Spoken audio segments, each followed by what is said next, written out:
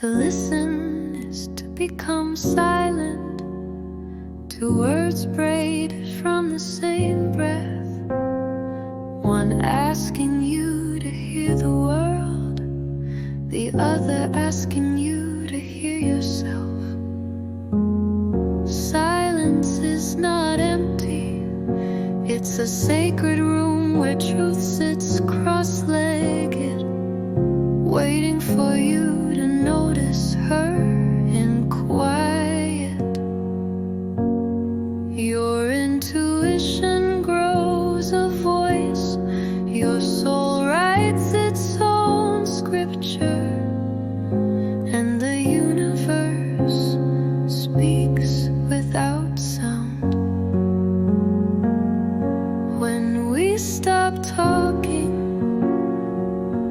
when we stop rushing,